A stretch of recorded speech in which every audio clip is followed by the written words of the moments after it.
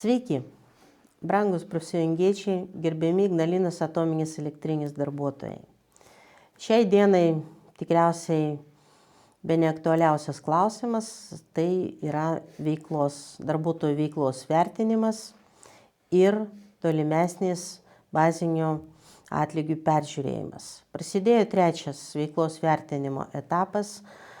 Profsąjunga gauna daug prašymų, pastabų, galima sakyti net skundų, kuomet ne visuomet žmonės skaito, kad vertinami objektyviai, skundžiasi net dėl tam tikro spaudimo. Tai kiekvieną atvejį nagrinėjam, kalbame su vadovais, su tiesioginiais vadovais, tai tikimės, kad visgi situacija bus išspręsta. Jei nebus, tai mūsų veiksmai bus atitinkami.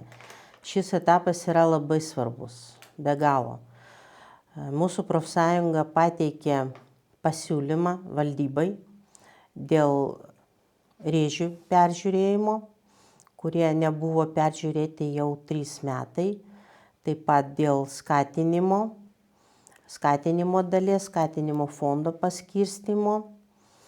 Tai gavom gana keistą atsakymą. Pirma keistenybė, kad valdyba skaito, kad neva rėžių peržiūrėjimas yra išimtinė įmonės kompetencija. Abejotinas teiginys, sakyčiau. Kita vertus, mielieji, o kur jūsų kompetencija tuomet? 3 metai nebuvo peržiūrėti rėžiai. Per 3 metus MMA padidėjo 37,3%. Tai čia kompetencija?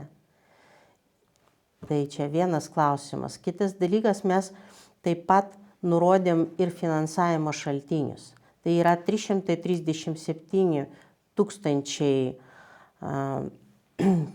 premijinio fondo aukščiausio lygio vadovų arba užšaldyti bazinių atlyginimų peržiūrėjimo taipogi aukščiausio lygio vadovams, kadangi jų rėžiai, sakyčiau, jau beribiai.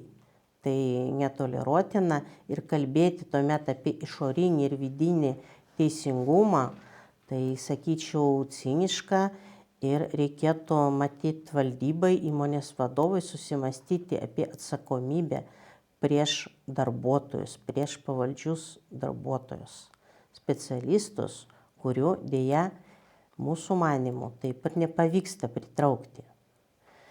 Taigi mes laikomės savo pozicijos.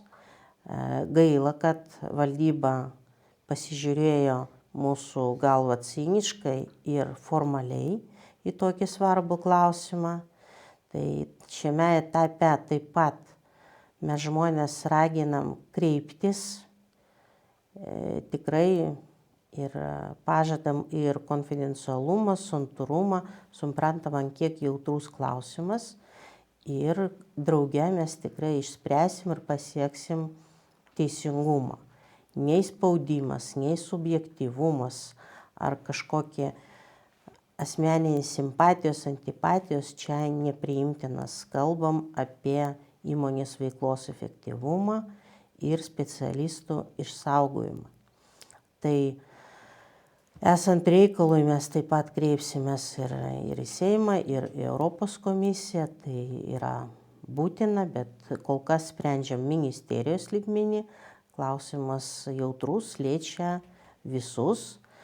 Tai taipogi nereikia pamiršti, kad Ignalinos atominės uždarimas tai yra mūsų Lietuvos įsipareigojimas prieš Europos Sąjungą. Ir Altra, kalbant apie Altra, tai yra išimtinai Lietuvos biudžeto pinigai. Ir šitie projektai neturėtų konkuruoti tarpusavėje.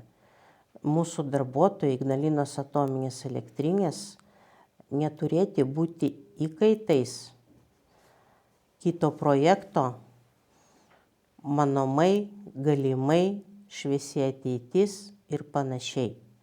Taigi, o vadovui nuoširdžiai linkime apsispręsti visgi, ant kurios kėdės jisai sėdi, kurią poziciją užima. darbuotojams tai yra labai svarbu. Galų gale tai yra Lietuvai ir strateginiam objektui yra labai svarbu. Viso gero.